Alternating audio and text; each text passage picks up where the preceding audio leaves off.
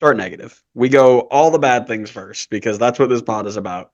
I've got a couple of things that I want to hit on where if MLS were to remove the draft tomorrow, what would happen? So let me preface this by explaining why this is an idea, right? So just last week, the collective bargaining agreement of the NWSL was renewed, in which a lot of people are calling it the most player-friendly CBA in history, where they got tons of player rights, including more charter flights. And I think one of the other big ones that came out of it were trades, no trades without player approval, which is great. Absolutely love that. And then the last one was no more NWSL draft. College players are free to sign wherever they would like, so long as the team has the cap space and what have you to sign them. So that got us thinking, what would happen if MLS removed their draft system? So we're going to go with a negative spin and a positive spin, and kind of just play out the hypotheticals. I don't know how far down the line we'll play it out, but we'll do that. So Connor, give me a negative scenario, I guess. Run it out as far out as you'd like. Well, I guess my question for you before we jump into the negatives would be, what's the path then? If there is no draft, would teams just get to sign players once they're done with college? Yes, yeah. Just kind of like It's free agency kind of thing. exactly. It's like an undrafted thing. Gotcha. I mean, I guess maybe it could make teams stray away from people out of college now and make them less enticing because with the draft, you're kind of like, I don't want to say you're forced into it because obviously you can trade away draft picks, you can do whatever you need to with draft picks, you have flexibility, but you kind of are ushered in the direction of we're gonna draft a guy to add to the team that's coming out of college. Like we are going to add guys to this organization who are coming from college.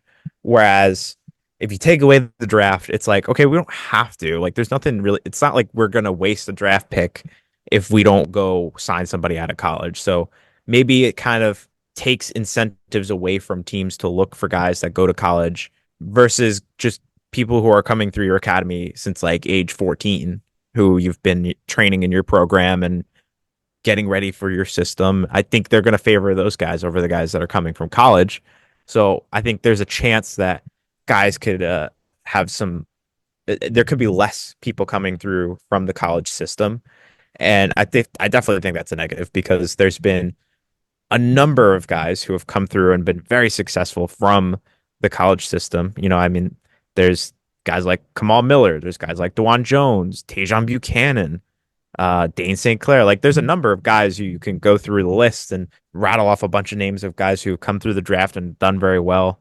Guys who have come through the draft and now in modern day MLS are making moves over to Europe for multi millions. Guys like Tajon Buchanan, Duncan McGuire is on the cusp of that soon too. So it's definitely a very useful tool for adding good players to teams. And I think getting rid of it kind of incentivizes teams to look, well, not incentivizes it, but it takes away the incentive of looking at the draft when you have draft picks and you don't want to just like let that go to waste. Yeah, that's definitely one of my focal points here is this decreased reliance on the college game to build out either the bottom part of your roster or your second team, right? So as you mentioned, the draft basically forced teams to look at college players, even if it meant that they were looking to build out their second team. It was very much okay, we've got these picks. Let's at the very least take a look to see if there are some diamonds in the rough somewhere, places that we can take these players and add them to our group. Now, if you're saying that you have to sign them like free agents, well, now you're saying, okay, I've got a bottom part of my roster. I can either add a college player to it who may or may not pan out, is a little bit older for the most part, most college kids are, or we've got MLS buying power. We can go overseas and go South America, go European, go Asian, go wherever we want to go, and add those players just with Tam, Gam, Yam, Bam, thank you, ma'am. Which way are they likely to go? Based on age, based on immediate impact, based on a whole host of different things. More often than not, they're going to go overseas for it. That then pushes this idea that, okay, you're going to have a college kid and you're either going to offer him an MLS Next Pro contract or most likely, which we've already seen happening with players from the 2024 MLS SuperDraft presented by Adidas. Don't worry, I got it in there. Don't come after me, Don Garber. You've seen a lot of those players either go back to school because they didn't want to take the MLS Next Pro contract anyway, or they ended up signing over with USL sides. So just picking off, for example, Jackson Lee, a 28th overall pick this year from West Virginia, ended up signing with Rhode Island FC, which is the new USLC team in, you guessed it, Rhode Island. And that's par for the course. I'm saying I've got two players who've done that already, just from the draft itself, not to mention the other ones who went back to college. But then you also have that whole list of players who chose to say, I'm going to bypass the draft completely and go back to the USL Championship. So you're either trying to sell somebody to say, I'm going to sign you to a third division contract and maybe one day you'll work your way up, or I'm going to sign you to a first division contract. You're not going to get off the bench. Or the third option is USL comes in and says, we're going to sign you to a second division contract and, whole other conversation, but USL pushing for D1 status and that whole, saga over there, you can try and sell somebody to say, yeah, you're going to be a part of a big project that's doing X, Y, and Z. And just there are a lot of different pathways this can go, which makes it that much tougher to, I don't want to say waste, but to use a slot on your roster or on your second team roster for players coming out of college. So much so that knowing the way that these owners work, they're just going to bin off anybody who's not a top 10 player in the Mac Herman Trophy and just say, okay, I'm going to go and sign somebody outside. Or, not, and I was going to end it there, but I have another idea.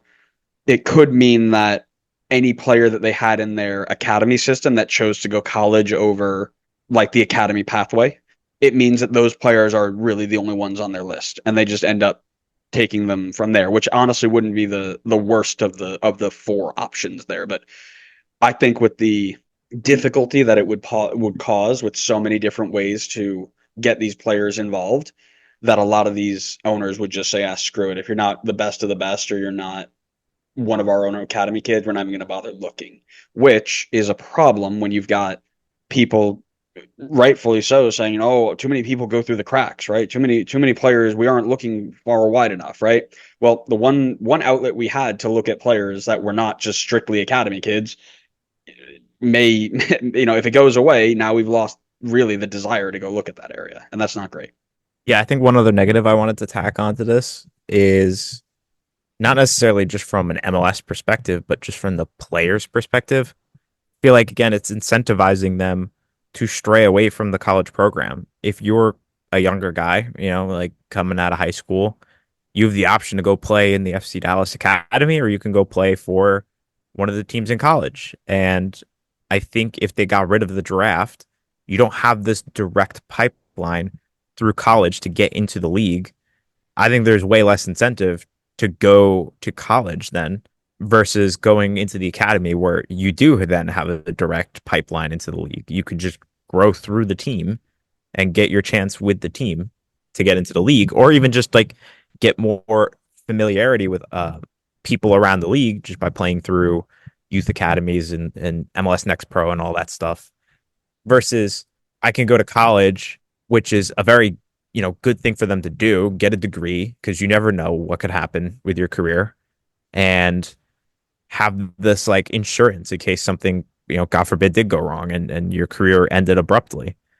But it's a little concerning that without the draft, there would be way less incentive, I think, to go to college to potentially have a pathway to the league.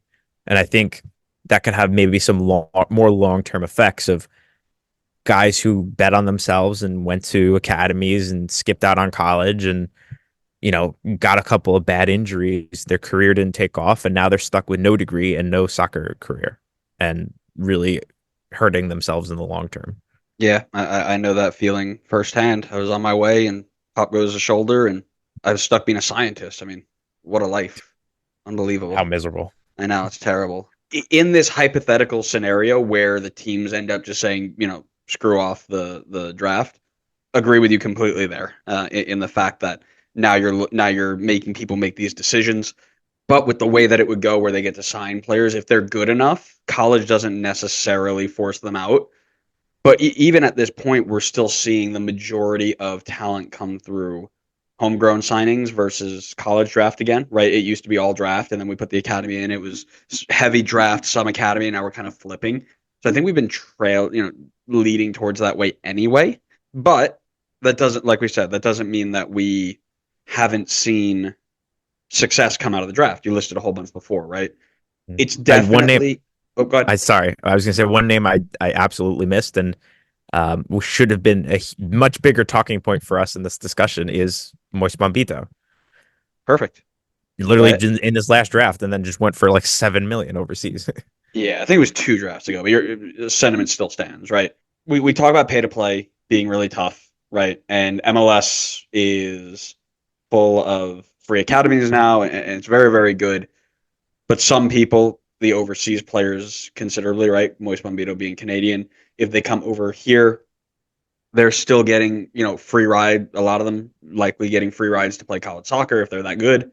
It might take away a pathway to play with less expense, I guess, for lack of a better term, which is never good, right? We want people to be playing for less and less money as we go on, but if they choose to go away from that and try and force themselves into an academy system. I mean, we look overseas and everybody loves to use the English example, right? So I'll use the English example. The academy system over there is brutally, brutally. I don't know if I'd say broken, but I was listening to another podcast that had on. I think it was Neil Warnock. It was a Peter I Crouch podcast. I think it was Neil Warnock. feel like I saw a clip from it, so I think I may know what you're talking Yes. about. And he was coming out and talking about how his life after managing in Premier League, Championship, wherever, was really focused on redesigning the English system because you'll take these kids in at 8, 9, 10 years old, put them all the way through your development academy, and then as soon as year 12 or 17 years old comes around, you cut them off. Well, now what? Right? They don't have that path forward.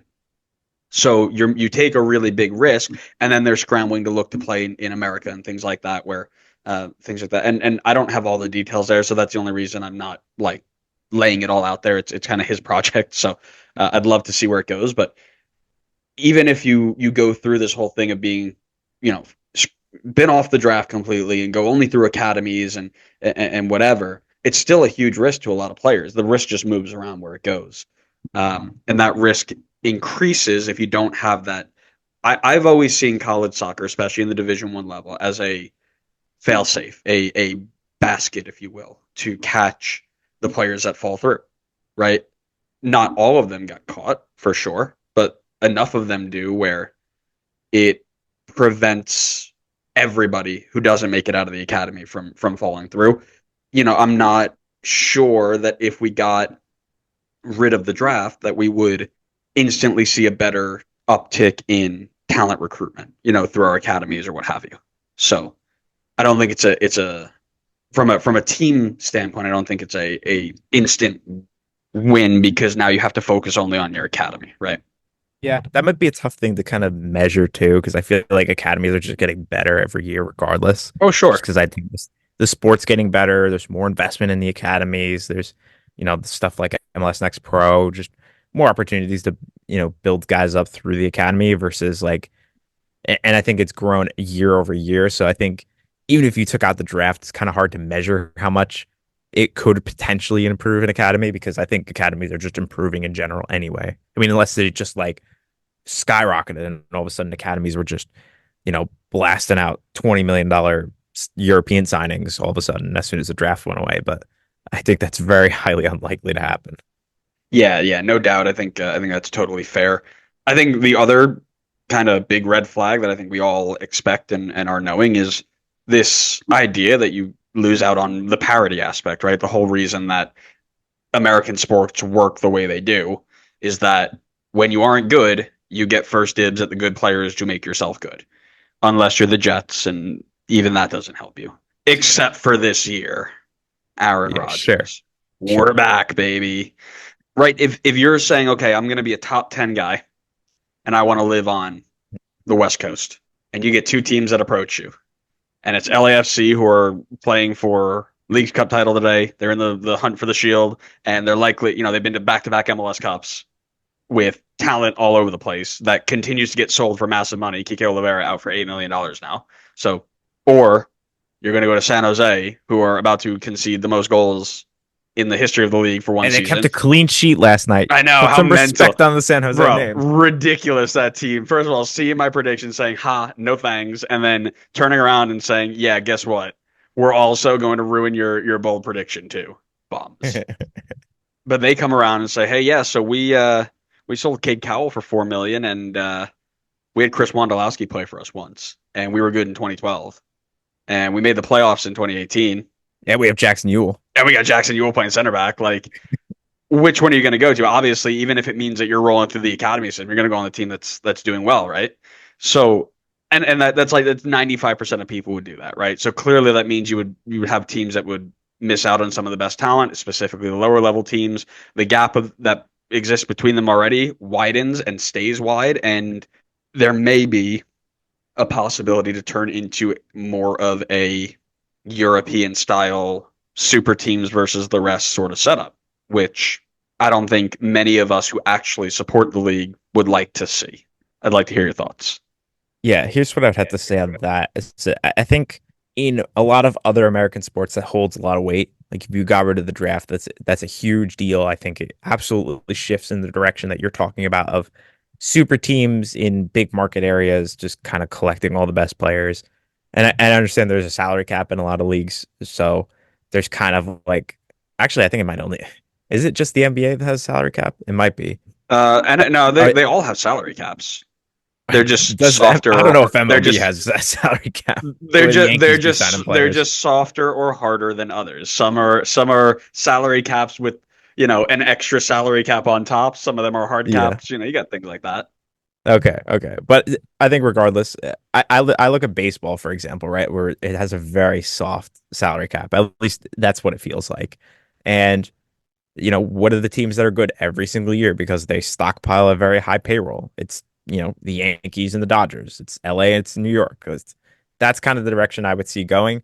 I don't think it would go that way for MLS in this case because one, there's a very strict salary cap here. So I don't think they'd be able to do that in terms of like teams having to bid with one another in order to get players as opposed to like I have a right to this draft pick. Like I'm just going to draft you. Like nobody has to compete with me for this spot if you're available. And also for the fact that the draft just isn't as influential as it is in other American sports. Like the NFL and the NBA, the draft is massive. It's a huge night for a lot of teams who haven't done well in the last season because you have someone who can come in and immediately become your Chicho Aranjo, who could become your Messi. Like I'm not saying someone's coming out of college and is at the level of Messi, but having that kind of impact on your team, just being like Get them the guy. comments. Get them comments. But just like coming in and being the guy on your team straight out of college. And it's just like there are guys who have come through the MLS draft and have done very well. Sorry, the MLS draft is sponsored by Adidas. Sorry, I've been Thank dropping the ball you. on that. Thank you. Uh, and they've done well. They've earned big money moves, as we were talking about with Bombito and probably soon to be with Duncan McGuire. But they're just not the top of the top guys who are absolutely going to game change for your entire team, like straight out of college. So I definitely think that if you got rid of it, it wouldn't necessarily just divulge into creating super teams with the way that the cap is structured and how influential the draft actually is. But I do think over time you might start to kind of head in that direction of there might be less parity in the league. You I was going to save that whole spiel for the end about the impact of this change anyway. That was kind of going to be my negative, positive. If this were to happen, how impactful is it really? So thanks for stealing my thunder, but I that's always okay. jump the topics. Yeah, you That's just literally you my have no thing. patience. I agree with you. That's what I'll say there. So I'll kind of explain more about it later. But I think the reason why this is such a big deal out of the NWSL is because a lot of their talent still does come out of the draft, right? So you can see NWSL turning more into a less parodied league than MLS would. So if I had to rank the negatives in terms of, the lesser reliance on these players would be number one, and then obviously the parity would be number two for that exact reason, right? As much as that happens, you're talking about 2 to 3 players a year, really, who are making quasi impacts to teams, right? I'm actually looking at this 2024 year here. Logan Farrington getting minutes, Tyrese Spicer for Toronto FC getting minutes, Jacob Morrell getting some minutes, Malachi Jones getting minutes, Buck Rock getting some minutes, Tiger Small and Yannick Bright getting some minutes, Jose Kajima getting some minutes, Giorgio Koskevsky maybe getting some minutes, and that's about it in the first round, right? So you're talking a draft at 29 spots. We listed 5 guys who are playing in year one, right?